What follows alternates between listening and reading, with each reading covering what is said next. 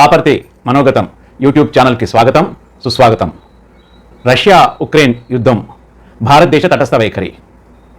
ఐక్యరాజ్య సమితిలో సుమారుగా 160 దేశాలకు పైగా రష్యాకు వ్యతిరేకంగా 35 దేశాలు తటస్థ వైఖరిని అనుసరించాయని మనకు తెలుసు.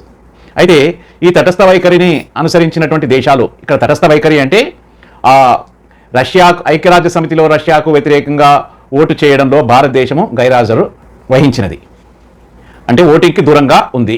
అయితే అమెరికా మరియు పశ్చిమ దేశాలు, ముఖ్యంగా బ్రిటన్, ఫ్రాన్స్, ఇటలీ లాంటి దేశాలు ప్రపంచంలో భారతదేశము చాలా పెద్ద దేశము, బాగా అభివృద్ధి చెందింది, అత్యధిక జనాభా గల దేశమే కాకుండా గొప్ప ప్రజాస్వామ్య దేశము. ఇలాంటి ప్రజాస్వామ్య దేశము ఒక నియంత చేసే దురాక్రమణకు వ్యతిరేకంగా తప్పనిసరిగా నిలబడాలా అని జో బైడెన్తో సహా అందరూ చెప్పడం జరిగింది. యుఎస్ ప్రెసిడెంట్ పేర్కొనడం జరిగింది. భారతీయులు కూడా అవును నిజమే కదా అన్న ఆలోచన వస్తుంది. కానీ ఒక్క విషయాన్ని మీరు ఖచ్చితంగా దృష్టిలో పెట్టుకోవాలి. అదేంటంటే భారతదేశానికి కష్ట సమయంలో యుఎస్ఎస్ఆర్ 6 సార్లు భారత్కు వ్యతిరేకంగా ఐక్యరాజ్య సమితి సెక్యూరిటీ కౌన్సిల్ భద్రతా సమితిలో భారతదేశానికి వ్యతిరేకంగా తీర్మానాలను ప్రవేశపెట్టినప్పుడు 6 సార్లు యుఎస్ఎస్ఆర్ వీటో చేసి భారతదేశానికి సహాయపడింది. ఆ 6 సార్లు ఏంటి? ఒకవేళ యుఎస్ఎస్ఆర్ అంటే union of Soviet socialist republic, ఇప్పుడు రష్యా, ఐక్యరాజ్య సమితి సెక్యూరిటీ కౌన్సిల్లో భారతదేశానికి వ్యతిరేకంగా తీసుకొచ్చిన తీర్మానాన్ని వీటో చేయకుండా ఉంటే భారతదేశము అనేక ఇబ్బందులకు గురి కావాల్సి వచ్చేది. ఇప్పటి పరిస్థితికి అప్పటి పరిస్థితికి చాలా మార్పు ఉంది. అసలు వీటో అంటే ఏంటి? రష్యాని వీటోని ఎందుకు ఉపయోగించింది? వీటో అధికారము ఏ ఏ దేశాలకు ఉంది అన్న విషయాన్ని కనుక మనం తెలుసుకుంటే, రెండో ప్రపంచ యుద్ధానంతరము ప్రపంచ శాంతిని కాపాడడానికి ఐక్యరాజ్య సమితి ఏర్పడింది. అయితే ఐక్యరాజ్య సమితిలో ప్రస్తుతము 195 దేశాలు సభ్యత్వాన్ని కలిగి ఉన్నాయి. ఐక్యరాజ్య సమితి యొక్క భద్రతా మండలిలో తీసుకొచ్చిన తీర్మానాలను, అంటే రెజల్యూషన్స్ని తప్పనిసరిగా సభ్య దేశాలు పాటించాలి. అయితే ఐక్యరాజ్య సమితిలో 6 అంగాలు ఉంటాయి. 1 general assembly, 2 security council, 3 social and economic council, trusteeship council, secretariat, ఆఖరిది ఇంటర్నేషనల్ కోర్ట్ ఆఫ్ జస్టిస్. అయితే ఈ యుఎన్ చార్టర్ ప్రకారంగా, చార్టర్ అంటే రాజ్యాంగం ప్రకారంగా, ఐక్యరాజ్య సమితి యొక్క రాజ్యాంగం ప్రకారంగా సెక్యూరిటీ కౌన్సిల్ అన్నది చాలా ముఖ్యమైన అంగము. ఈ సెక్యూరిటీ కౌన్సిల్ ఏంటంటే ప్రపంచ శాంతికి ఎప్పుడైనా భంగం కలిగినప్పుడు, ఇరు దేశాల మధ్య యుద్ధం జరిగినప్పుడు, ప్రపంచ శాంతికి భంగం కలిగినప్పుడు ఐక్యరాజ్య సమితిలోని సెక్యూరిటీ కౌన్సిల్ జోక్యం చేసుకుంటుంది. దీంట్లో 2 రకాలైన సభ్యులు ఉంటారు. 1 పర్మనెంట్ మెంబర్స్, అంటే శాశ్వత సభ్యులు. ఆ శాశ్వత సభ్యులు ఏవి అంటే United states of America, UK అంటే బ్రిటన్, ఫ్రాన్స్, రష్యా మరియు చైనా. ఈ 5 దేశాలకు వీటో అధికారము ఉంది. వీటో అంటే తిరస్కరించే అధికారము. కేవలము ఈ 5 దేశాలకు మాత్రమే రాజ్యాంగం, చార్టర్ ఈ అవకాశము కల్పించింది. ఏదైనా ఒక సభ్య దేశము, అంటే వీటో అధికారం గల 5 దేశాల్లోని సభ్య దేశాలు ఏదైనా ఒక తీర్మానాన్ని నేను తిరస్కరిస్తున్నాను అని వీటో అధికారాన్ని కనుక ఉపయోగిస్తే ఆ తీర్మానము రద్దు అవుతుంది. ఈ విషయాన్ని మనం తప్పనిసరిగా గుర్తుపెట్టుకోవాలి. కాబట్టి 5 దేశాలకు మాత్రమే వీటో అధికారం ఉంది. ఇది కొంతవరకు ప్రజాస్వామ్య స్ఫూర్తికి వ్యతిరేకము. ఈ 5 సభ్య దేశాలే కాకుండా ఐక్యరాజ్య సమితి సెక్యూరిటీ కౌన్సిల్లో నాన్ పర్మనెంట్ మెంబర్స్ 10 మంది ఉంటారు. వీరు ఈ 10 మంది కూడా 2 ఏళ్లకు ఒక్కసారి యుఎన్ జనరల్ అసెంబ్లీ ద్వారా ఎన్నుకోబడతారు.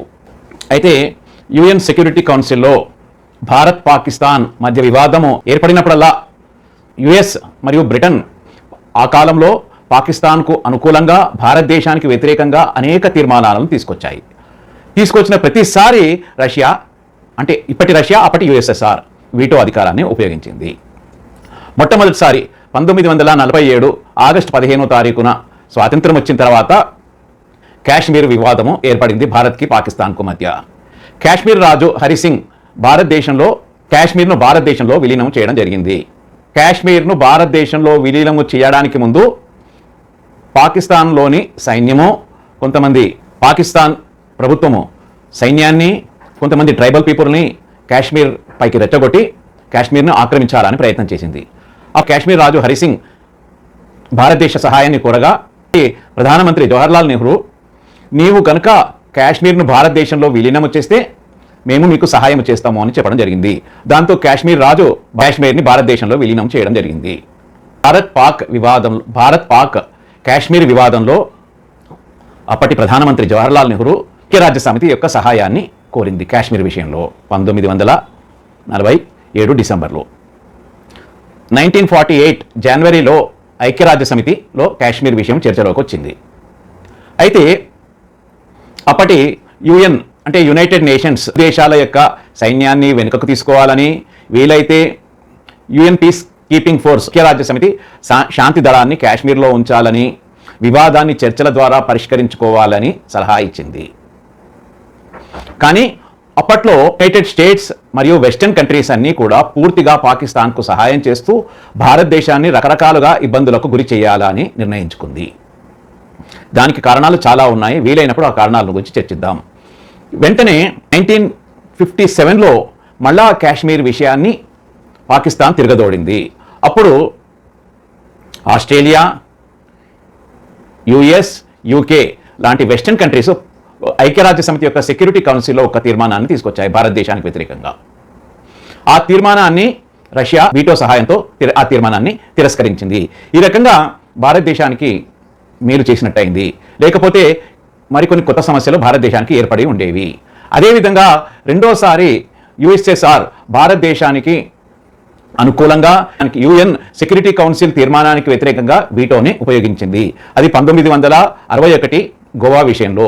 గోవాను పరిపాలన చేసే పోర్చుగీస్ ప్రభుత్వంతో అప్పటి ప్రధానమంత్రి గోవాకు స్వాతంత్రం ఇవ్వాలని, భారతదేశంలో కలపాలని కోరినా కానీ పోర్చుగీస్ ప్రభుత్వము నిర్లక్ష్యాన్ని వహించింది. గోవా ప్రజల యొక్క అభిష్టం మేరకు 1961 డిసెంబర్లో ఆపరేషన్ విజయ్ పేరిట గోవాను విముక్తి చేసింది. పోర్చుగల్ ప్రభుత్వము మరియు బ్రిటన్, ఫ్రాన్స్, యుఎస్ లాంటి దేశాలు భారతదేశానికి వ్యతిరేకంగా, పోర్చుగల్ దేశానికి అనుకూలంగా యుఎన్ సెక్యూరిటీ కౌన్సిల్లో ఒక రిజల్యూషన్ని పాస్ చేయాలని ట్రై చేసింది. ఈ రిజల్యూషన్లోని తీర్మానాలు ఏంటంటే, భారతదేశ సైన్యాన్ని గోవా నుంచి వెనుకకు తీసుకోవాలని, గోవాకు యథాతథ పరిస్థితిని కాపాడాలని,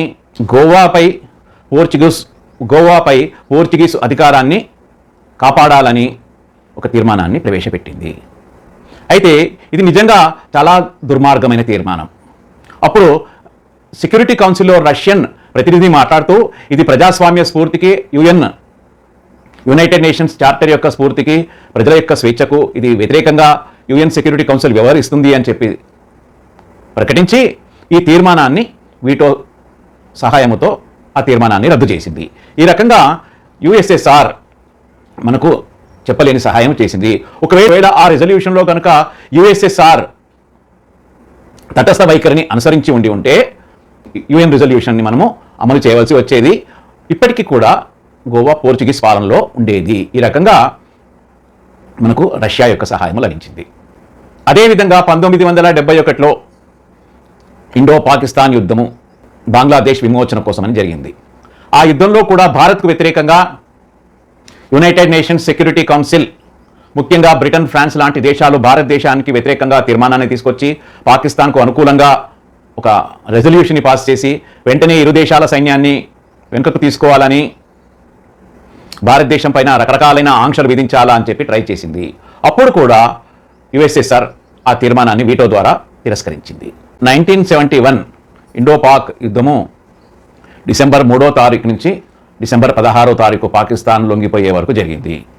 ఈ కాలంలో యునైటెడ్ స్టేట్స్ ఆఫ్ అమెరికా మరియు బ్రిటన్ భారతదేశానికి వ్యతిరేకంగా 3 తీర్మానాలను సెక్యూరిటీ కౌన్సిల్లో ప్రవేశపెట్టింది. ఆ 3 తీర్మానాలను కూడా యుఎస్ఎస్ఆర్ వీటో ద్వారా రద్దు చేసింది.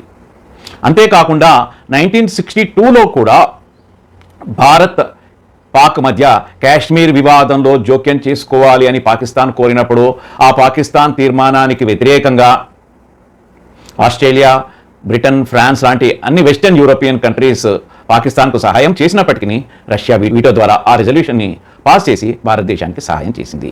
ఈ రకంగా మొత్తము 6 సార్లు యుఎన్ సెక్యూరిటీ కౌన్సిల్లో వీటోను ఉపయోగించి భారతదేశానికి సహాయం చేసి ఆ రెజల్యూషన్స్ని రద్దు చేసింది. కేవలము భారతదేశము మాత్రమే రష్యా ద్వారా లబ్ధి పొందలేదు.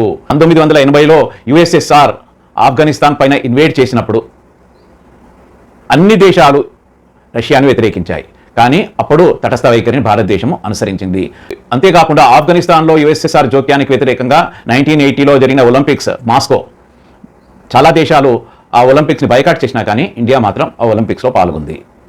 ఇప్పుడు రష్యా ఉక్రెయిన్ యుద్ధంలో భారతదేశము పరోక్షంగా హింసను ఆపండి అని రష్యాను హెచ్చరిస్తూ పూర్తిగా రష్యా వైపు కాకుండా తటస్థ వైఖరిని అనుసరిస్తూ ఇరు దేశాలతో బిహైండ్ ద కర్టన్ అంటే రెండు దేశాల అధ్యక్షులతో చర్చిస్తూ యుద్ధ విరమణకు ప్రయత్నం చేస్తూ ఉంది. మిత్రులారా, ఇంటర్నేషనల్ పాలసీస్లో భారతదేశము లాంటి అభివృద్ధి చెందుతున్న దేశము ఏదో ఒక దేశం వైపున నిలబడము అంత సులభమైన పని కాదు. మిత్రులారా, ఈ వీడియో నచ్చితే లైక్ చేయండి, షేర్ చేయండి, బంధుమిత్రులకు సబ్స్క్రైబ్ చేసుకోమని చెప్పండి, అపర్తి టీంని ప్రోత్సహించండి.